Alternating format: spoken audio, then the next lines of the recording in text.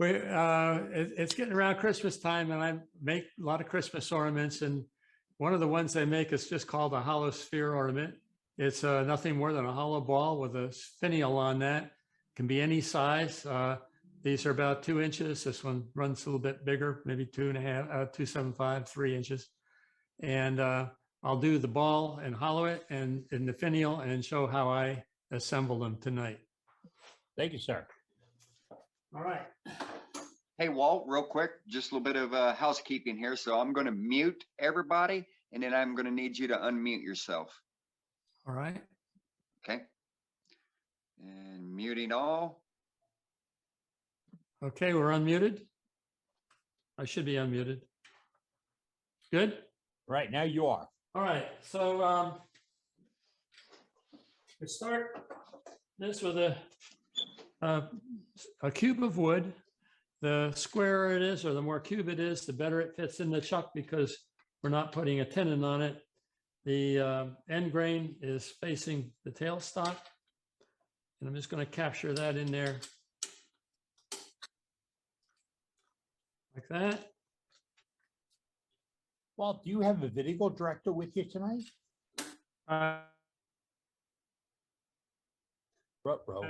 Yes, sir. Excuse me. Okay. What was the question? You have a video director with you? Yes. Yes. Good. All right. I'm looking at it. Okay. So first thing I'm going to do is drill a hole right through this cube of wood.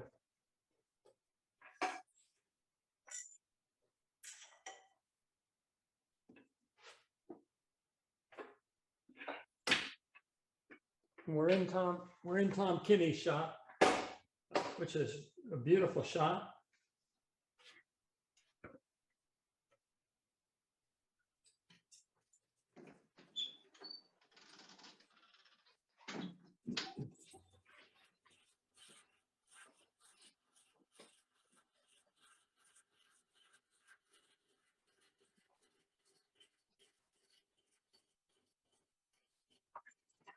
And through.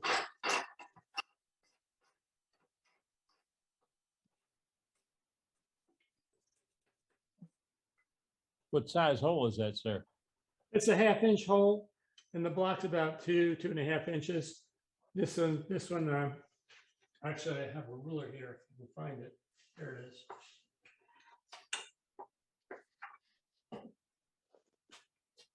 This one's 2.5 inches. And I'm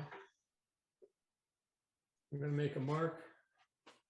The only thing, I don't have the pencil. Anyhow, this is a 1/2 inch hole. That's what we're going to hollow through. And you can do this in a 3/8 inch hole if you want to challenge yourself, but there's no reason to. I should say there's no good reason to, unless you want to challenge yourself. So I'm going to just mark half of the distance on this.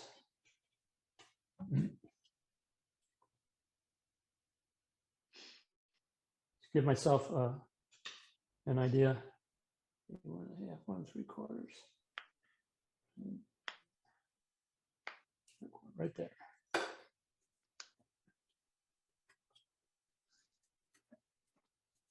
I'll be able to see that when it's turning.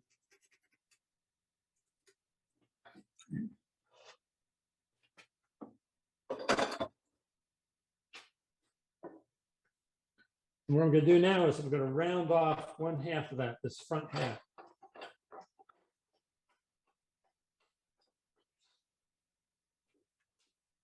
That.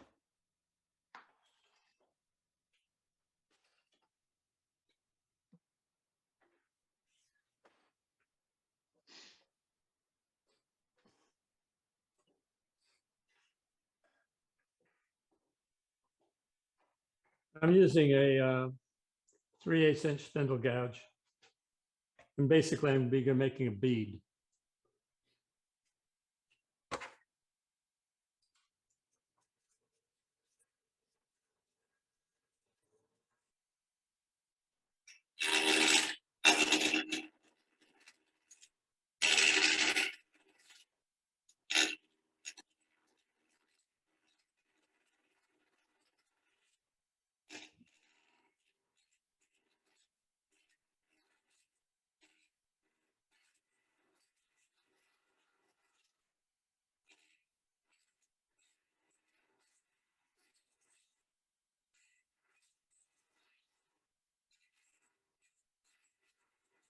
Folks, if you're just tuning in, Walt is here with us tonight. He is turning an ornament. He's going to hollow it and show you it, show you the pieces.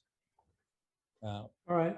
So I've come down to the center line mark here, and it's not completely round at that point. It's still, there's still some flat spots in there. It's not critical at this point that it be totally round, but I'm going to just go a little bit further.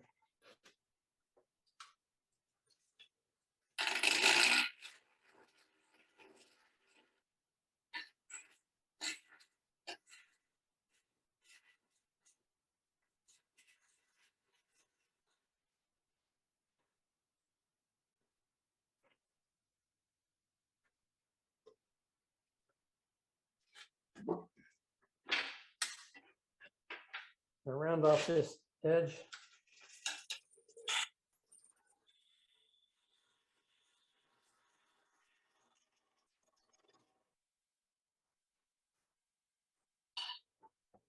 Now I'm going to hollow. Yes. Was there a No, question? please go. I'm going to hollow out this side.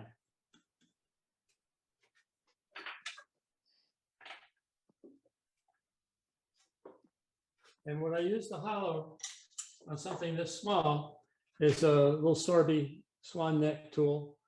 The tip of the tool is actually part of the metal here, so you don't want to put it on the grinder or it would disappear very quickly. So I take a diamond file and put a little burr on the edge of that tool. And it is basically a scraper. The same tool comes in a little larger size also. But I find for the small pieces like this, the smaller tool works better. I'm going to take this out so I don't poke my elbow with it. Matt, may I interject? Folks that are looking at this tool and you say, I'd like to make one, the geometry of the tool is very critical. Look at where his cutting tip is in relationship to the shank. Yeah, the cutting tip is right at the end of the curve so that it doesn't put torque on the tool while it's in there if I have the shank on the tool rest. So there's two important parts to that. One is that I'm cutting in the middle. Tool rest has to be a little bit. So I cut in the middle and the shank has to be on the tool rest. This piece of tape on here tells me that if I'm in that far and about that position, I've pretty much reached the middle of, can you see that on the top? I pretty much reached the middle of that piece. So that's kind of a mark that tells me where I am when I'm in there.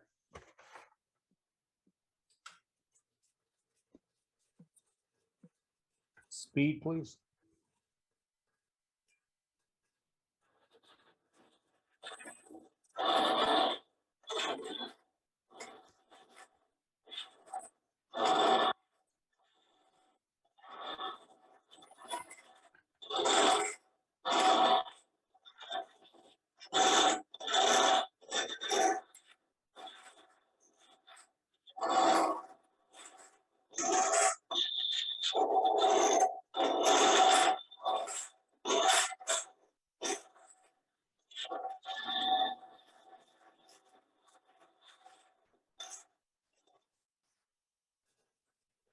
Now blow some of the dust out of there.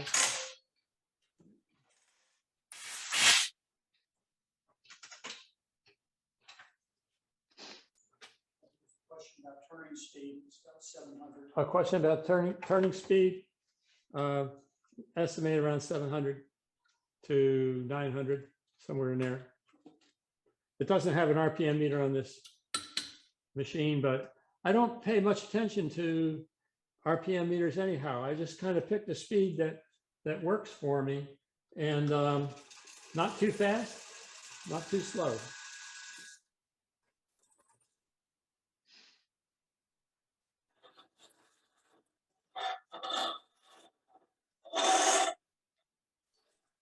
I notice I'm just a little bit low.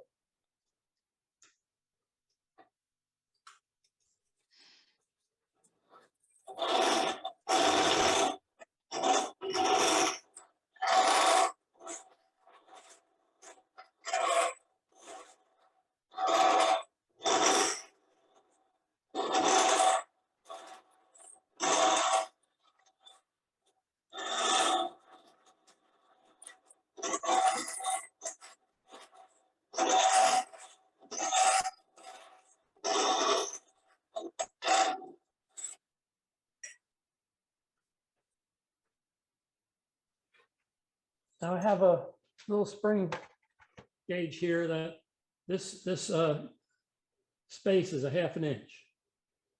At least it was. Let me check my ruler.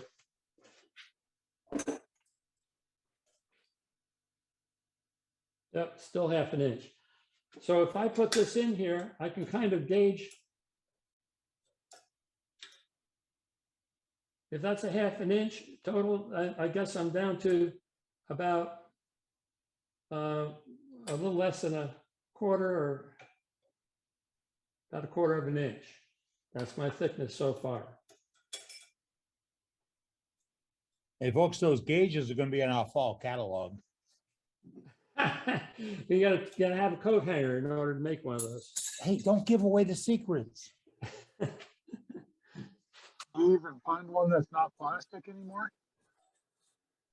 That's part of the secrets.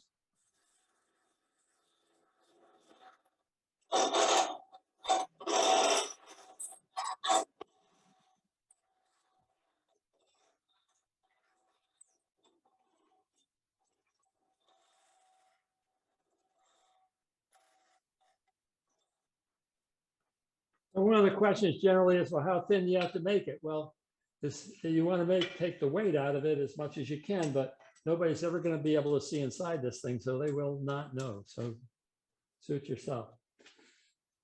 All right, so we've got this side hollowed, and we don't have to make this side round, and we have to hollow this side.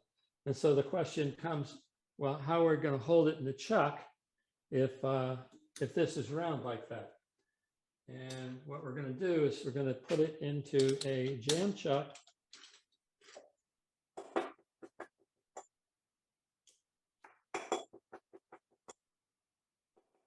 Hello. And the jam chuck sometimes it's just basically a piece of wood with a tapered hole in it. I don't know if I can get a better shot of that. There you go. And this one, it needs to fit in about up to close to 1/8 inch from the top. So this one's too small. This one is closer to right, and I knew by the size of the wood that it would be. And I've got 3 or 4 of these at home for different size ornaments. I'm going to put this into the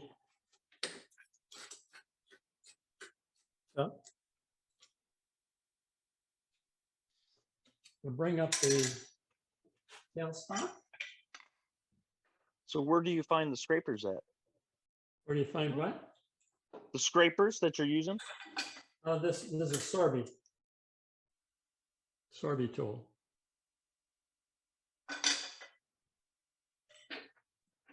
They're online. They're not all that expensive. I don't remember exactly, but around $35 or something like that. I have to say, beware of impersonators. Well, Beware. I mean, we have folks that are bending Oh, tool steel. well, actually, you can make these things out of hex keys if you want to heat them and bend them, but you never really get the curve in them. You get a kind of a straight part. One of the things about the hole that I drilled, the 1/2 inch hole, why it makes it easier than a 3/8 inch hole is when you're inside, you don't want this part of the tool to hit this part, this side of the piece you're hollowing, because it's coming up, and if it catches that side, it'll twist the tool, even though you're out on the tool rest where you should be. So the hole there has to be enough room in there so that the tool can get around and stay on this side of the hole. Does that make sense? Certainly. Okay.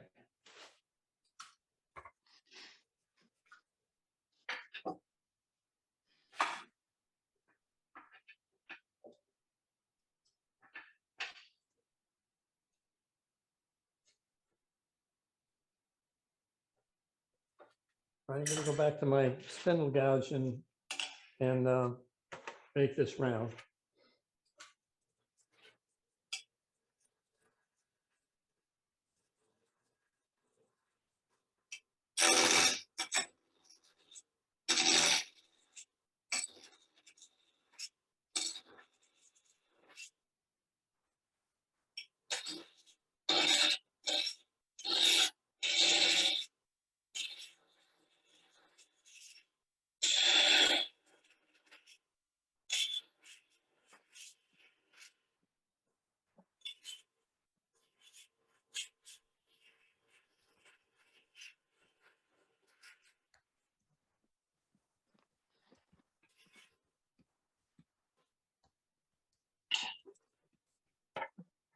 Now I have to hollow this side. I want it to stay in the chuck.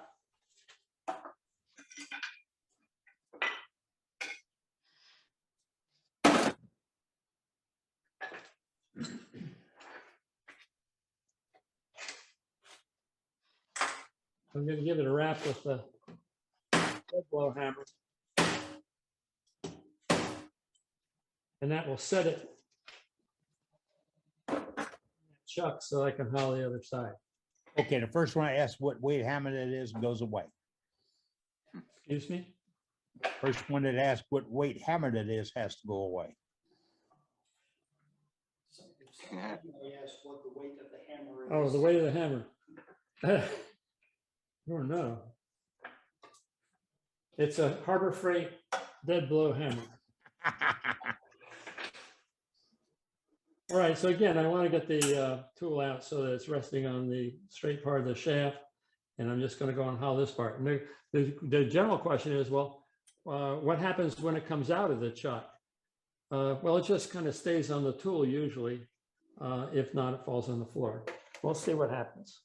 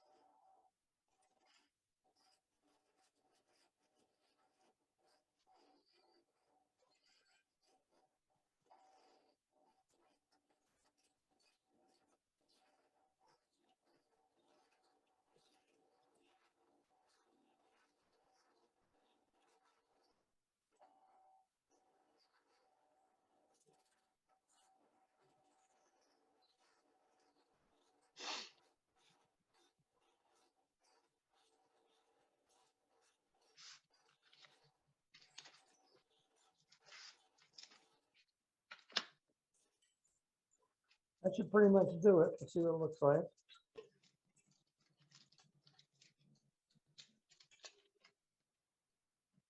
I can take some more out in the middle. Get some of the dust out of here.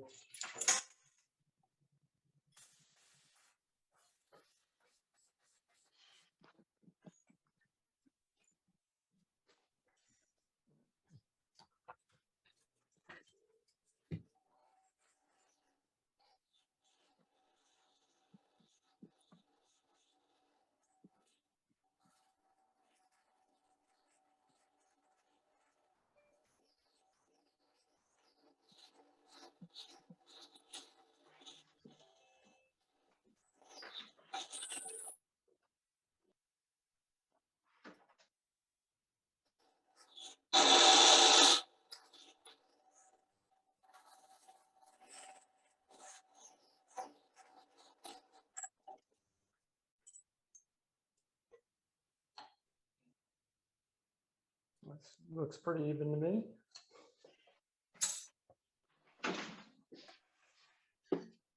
So we'll take this out of here. I got it in there really good this time.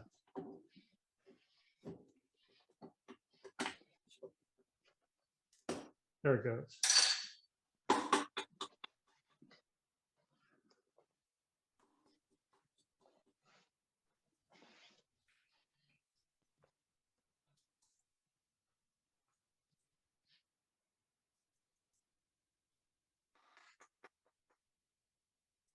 So a lot of sawdust in there. There it goes. It's empty. Right. So now to finish this off, we'll get rid of this.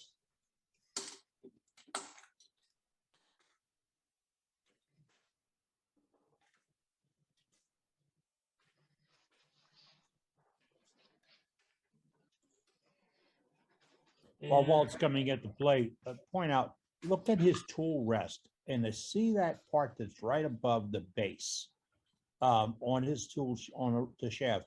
That's called a cheater collar. And it is there so Doug has a reference as to what his center is for his tool rest, so he doesn't guess at it when he steps up to make a cut. He can see that he's above, below, or right on center with that cheater collar. They sell it for something else, but when we put it in a fall catalog, it'd be called the cheater collar. And Doug Mill is handling, Doug Smith is handling putting a catalog together for us. Oh, okay. You know, This is just a tapered jam chuck, and it gets used for so many different things. So I'll just have to tune it up a little bit here. I don't know about you guys, but I can't use those cheater columns. I change my tool rest with every tool I use because they're different sizes, and I don't know. I don't use that sort of thing. So I don't know. My 2 cents. I tried it and didn't like it. I've got a scored line around mine at 0 with the diamond tool. So I can see the scored line and I'll know if I'm above or below, but I think I'm with you on that one, Paul. Yeah, and sometimes I run the skew on the top of the piece, so my tool rest is actually above the piece. So, you know, there's a lot of different. I might change it with every tool. I mean, it would make a lot of sense if you're always using the same tool. Or You if you're a know. novice turner, and you're having a hard time judging it. Sure. All right. Sure. So the reason they said it didn't make a whole lot of difference before when if it's totally round is because you have to sand it and kind of smooth it out anyhow. And what I typically do for that is use a negative rake scraper. It's a flat negative rake scraper, or it's a flat one, there's a rounded one. This one's flat. And I want to be cutting right at the middle. It looks like a skew. This looks like a skew. Yeah. Well, a skew on the side is a negative rake scraper, I guess. Well, yeah, I mean, that's what Cindy Drozdon thinks, and it works pretty good for her. Well, the trick of the thing is the burr on the top edge. Yep. If you're going to use a skew, you just have to sharpen one side, and you'll have a burr on the top edge.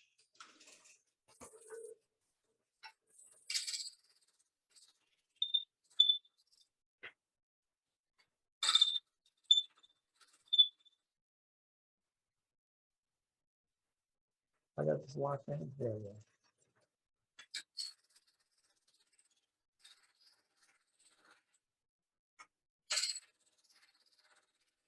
Notice the little twisties that are coming off. Those are fine little cuts.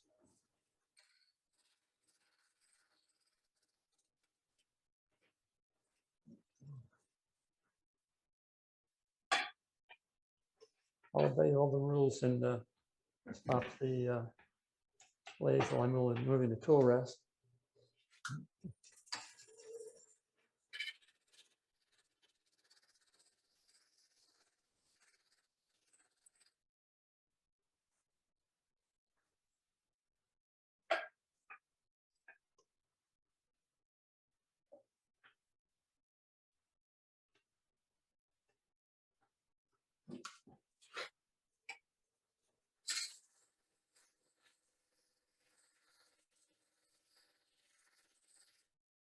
I'm always watching the profile. That's going to tell me more about round than anything else. And again, this is a sphere. It doesn't have to be perfectly round. It could be oblong. It'll look just fine.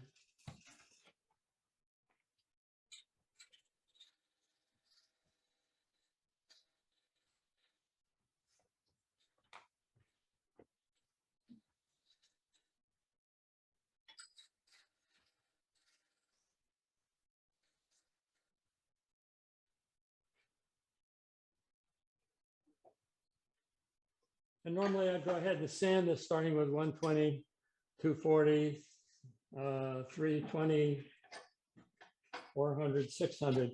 but I'll spare you that. I think for the purpose of demonstration, you all know how to sand, right? We start with the hard stuff first. Hey, what's sanding? Yeah, I mean, look, Dean cuts that good. Why are you saying? Well, I will show you one thing. In sanding, if you're not using a power machine or something, I'll start this with 180. You want to keep your speed down because this is a cutting thing. It's not you're not burnishing it. You're actually cutting in the surface. I don't want to do a lot of sanding because Tom's shop hasn't got any sawdust in it at all. And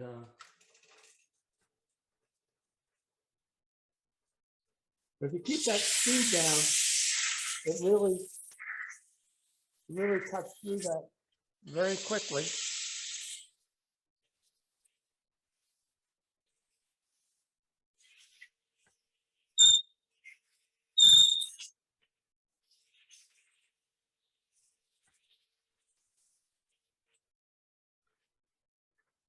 And then just go on to the next grit, the next grit, and the next grit, and you're done. It doesn't really take all that long to sand, but I really don't want to get a whole lot of dust in his shop.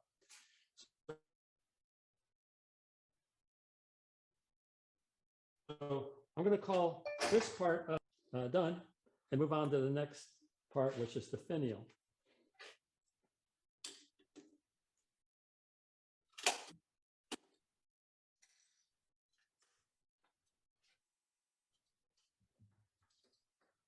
To do that, I use a different type of chalk.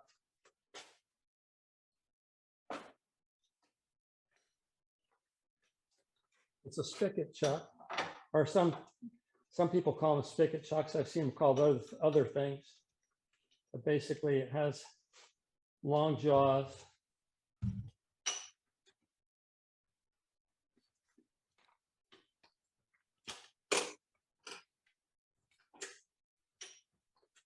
And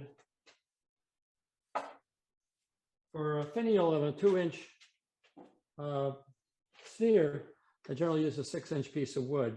For the finial the bottom finial will be 4 inches long, and the top finial will be whatever I get out of the top piece of wood. And I put it in there the same way, basically just trapping it. It's square. I cut it on the table saw rather than the bandsaw. Well, this one looks like actually it was cut on the bandsaw. I might have lied to you.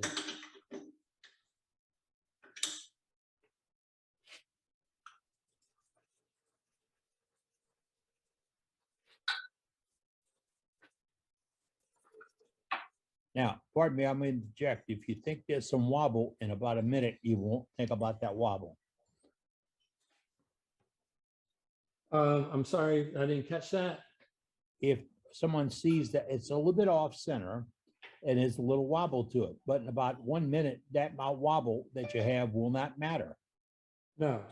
All you want to do is be sure it doesn't, when you put it in the chuck, that it's not loose, that it doesn't work back and forth. You'll hear vibration in a minute if it isn't tight in there. And I'll have to come back and retighten it, but I don't think I'll have a problem. And there's all kinds of roughing gouges, and you don't even need a roughing gouge necessarily with something this small. You can use a skew.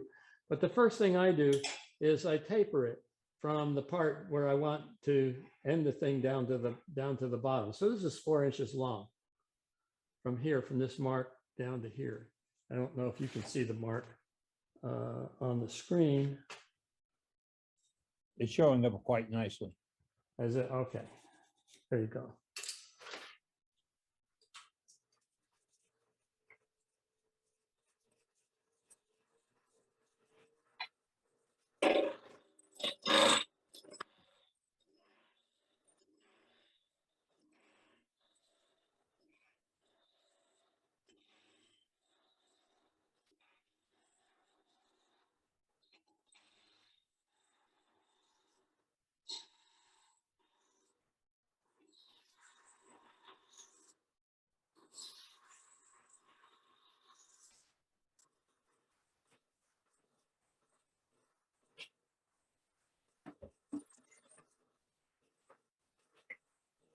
So I've tapered that part down, and next thing I use is a skew. This is about a little, maybe 1/8 of an inch on the, maybe a little bit bigger than 1/8 of an inch on the bottom, maybe 3/16.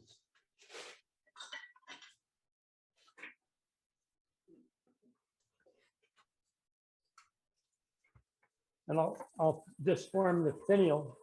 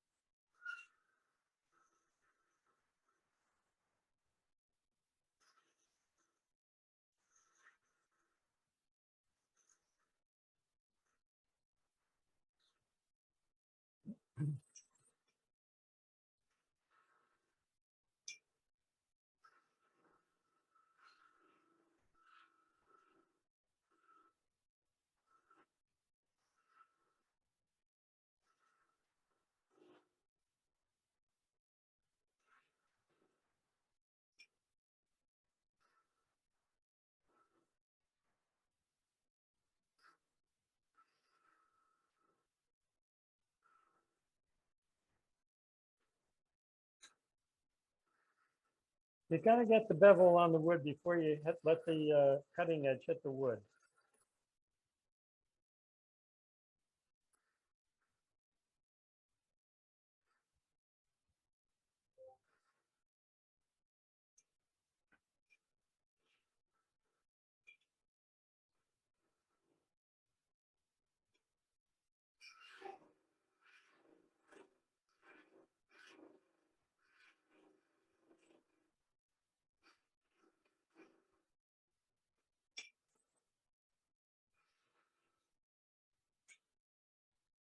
And I'm gonna put a cove in here, and it's a lot easier to put a cove in something with a spindle gouge than it is with a skew. So I'm gonna just switch over and do that.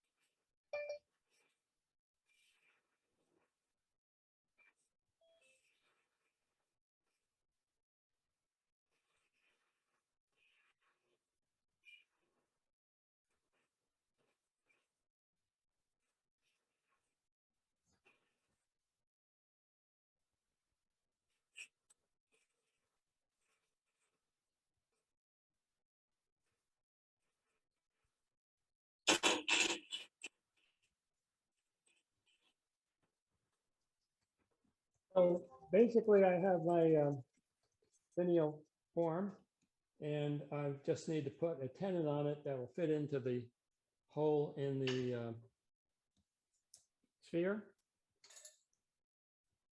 And since I know it's a 1/2 inch hole, or at least that's the hole I drilled, it may be a little bit larger than the 1/2 inch hole, at least on this side, I might have blown it out a little bit. But I'm going to cut that down with the parting tool. Parting tool. I didn't bring. Table in the back. Back here. This one? Black handle. Ah. You see, when you're going to a demo, you should always write down all the tools you need and then make sure they're in the box. Just wanted to reinforce that. But I'm going to put a tenon on here that's a 1/2 inch. How do I know it's a 1/2 inch? I have a 1/2 inch wrench. When that fits on there, you got a 1/2 inch tenon. It's the second piece of cheating he you saw tonight.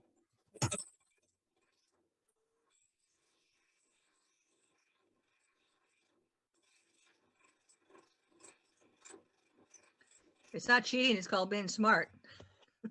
Well, I'm hoping Doug Miller puts, and Doug Moore puts that in our fall catalog in different sizes.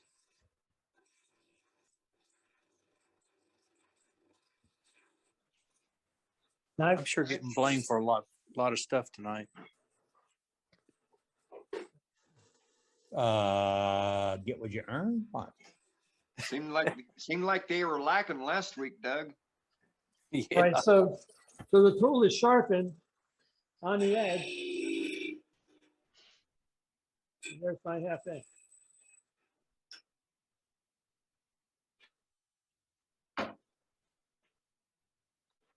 Now, Eddie, if you keep adding stuff to the fall catalog, you're gonna have to double my salary in order for me to keep with it. I'll talk to the board. Okay, you do that. You guys take it easy on my credit card. You know I gotta have everything. No. Billy Dillard says you have to have 2 of everything. Oh, this is true. Yeah, Dean came late to that. All right, now, Unless it gets misplaced, then you have to have 3. now we'll finish this off. I'm really in trouble now then. All right. Do you part that off now? I'm gonna do a little bit of sanding and I'm gonna put a finish on it. And I'll show you how I do that with the glue. And Okay. then, and the other thing that normally I do, I won't have to worry about it so much on this particular one because I have a pretty flat edge on both sides. But normally what I'll do is take a small skew. I'll do it anyhow, whether it needed it or not, doesn't hurt. Take a small skew and come in underneath the back edge of this tenon of the bottom of the finial. I'll just come in. Just to undercut it. Yeah.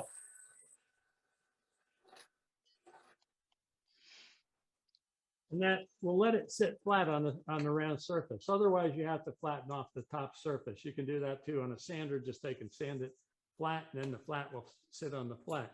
But if you undercut it, generally you're in pretty good shape.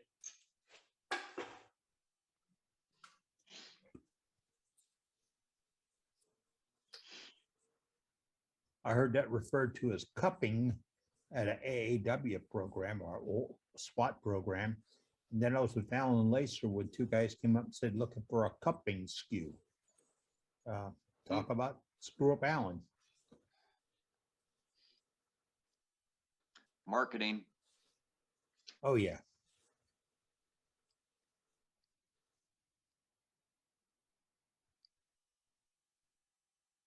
But it's a good idea. It might be in a fall catalog, you know. Yeah, right.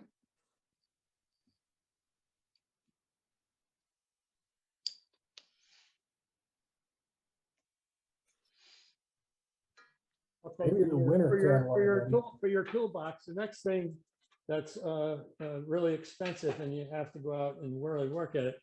This is an old reciprocal saw blade and just a homemade handle, and then you cut it off and you've got yourself a less than 1/16 inch cutoff tool that works very nice. Oh, I said I was going to put a finish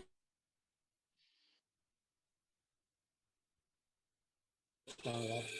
I'll do that.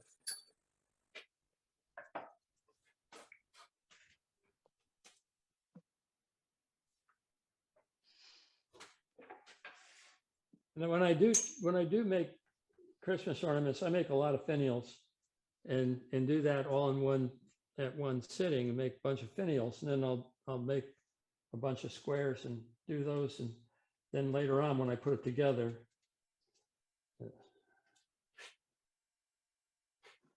I've got a glue thing here that's not, you have a point tool or something? Pointy tool. And all. Tom's got everything. Good for me. Tom has about 3 of everything. So if I put just a couple drops of this Parfix 3408, which you had a program on this 2 weeks ago, 3 weeks ago? Almost 3 years ago. Yeah, No, we've had no. several of them. We've had Oh. several of them. Yeah, well, the Parfix basically is a water thin super glue.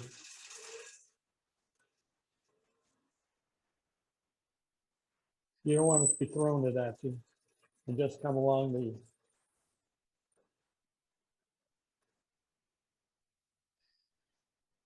Piece like this. It doesn't dry very fast.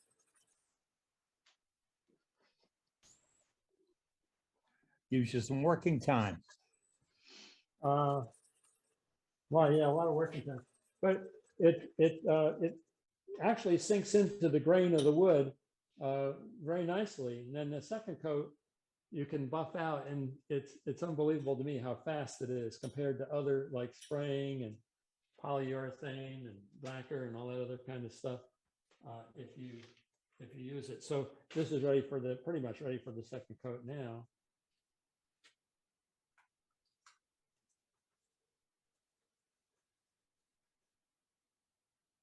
He's not using a glove either, Brenda. No, I don't need the glove. It's not on my fingers. It's on the end of this pad.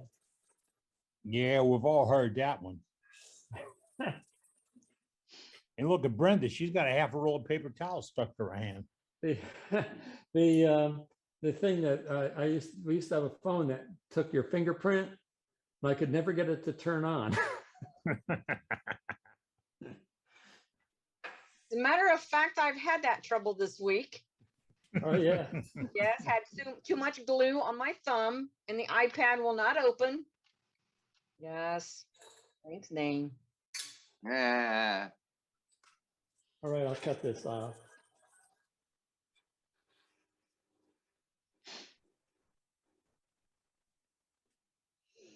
Set it aside.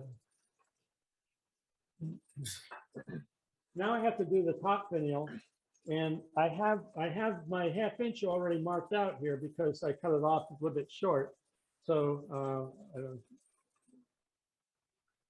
can you see that I still have a ridge there from my 1/2 inch tool? Yes, we do. Okay, so if I take a parting tool,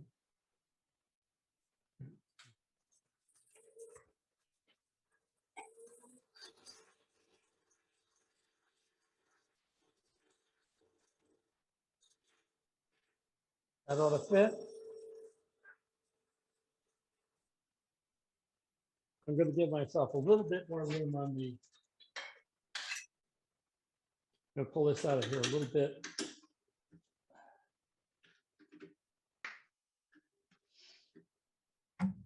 And I usually make the top mirror the part of the bottom that goes into the finial.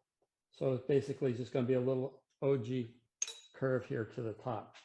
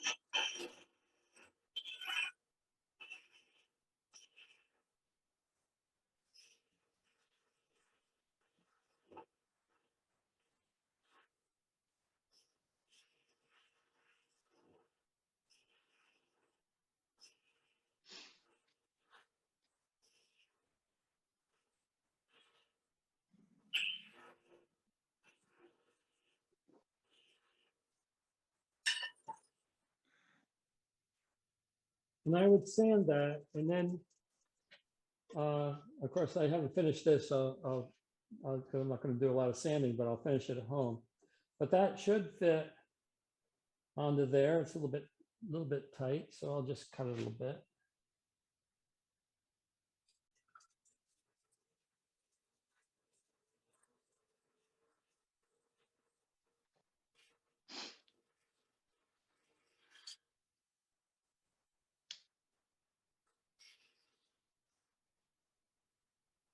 I wanted to cut that.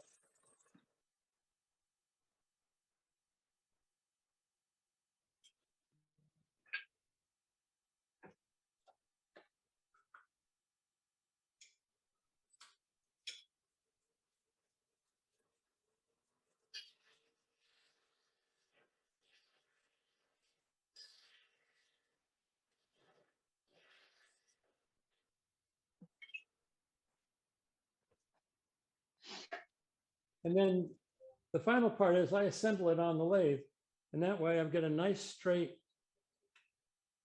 piece all the way through. So this is on the bottom, this is on the top, and on the, let me see if I can show you this.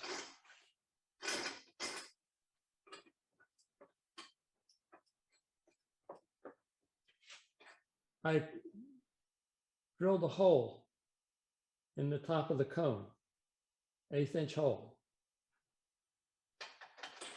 Third cheating, folks. That's the third cheating tonight. A lot of cheating tonight. And that fits right in there like, if I get it right here. That fits in there right like that. And I put glue on the top and the bottom and put it together, and I can finish it off and I'm done. Questions? Very good. Awesome Really? job. Thank you. Really Thank you, nice. sir. Well, Very good. So So how much- they're Make it look Overall- easy. they're How quick and much does it simple to weigh? make. Hey, Walt, overall, all assembled, what's the approximate weight? Oh, heck, I don't have a clue. They're very 7.6. light. They really, I mean, I really can't tell what the weight is. It's very light. Yeah, I mean, yeah, sounds thin. Passes But the they- Dane test. pardon? Again, sir, thank you so much for your demonstration tonight. Oh, That was you're- pretty handy. And pay you're- attention to those three cheatings that Doug had, that Walt, Walt had with us tonight, because those will work for other turning projects. And that's why we're here. Give you the shortcuts to make your turning easy. Again, Walt, thank you so much. I appreciate it. You're welcome. And